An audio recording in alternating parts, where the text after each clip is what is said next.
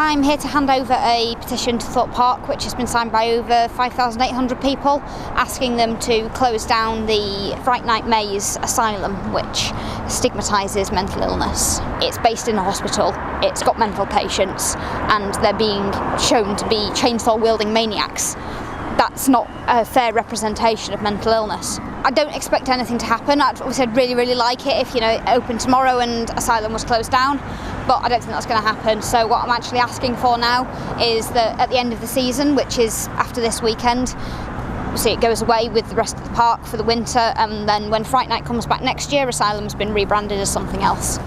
I grew up next to what was an old Victorian insane asylum, and when I was a kid the patients were sometimes allowed to walk out in the village, and I used to be quite scared of them, and my mum taught me over 30 years ago that these are people that actually need care and protection. They're not anything at all to be frightened of.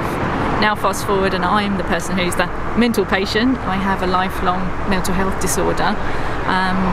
And here we are still with the same old tired stereotypes that people in asylums are scary, they're violent, they're dangerous, when all the evidence we've got says it's the other way around. We're the ones who are likely to be the victims of violence. And what would you say to the people who say, oh, it's just a bit of fun? They don't live with the stigma every day, or if they do, they're not aware of it. It's so common that people, don't even realise it's there. I hope they'll listen. But if they don't change the name of the maze, at least we've done a lot of bringing this into the public eye.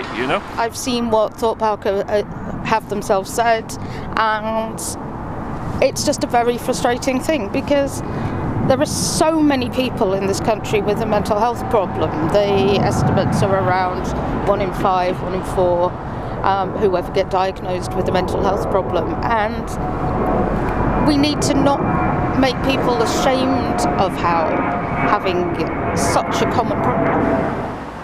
Well, it was a bit anticlimactic, really. I took the petition over to Thorpe Park and handed it to Zoe, one of the press officers there, who quite graciously took it off me, thanked me for coming down with it, and said that she realised that we did have some valid concerns that we wanted listening to, and that she appreciated us bringing it in. I don't think it will actually make any difference this week or for the rest of this season, because the season finishes in about 4 days' time. I'm glad that it went down very peacefully and calmly, because I never wanted this to be much of a protest, or I didn't want it to be angry.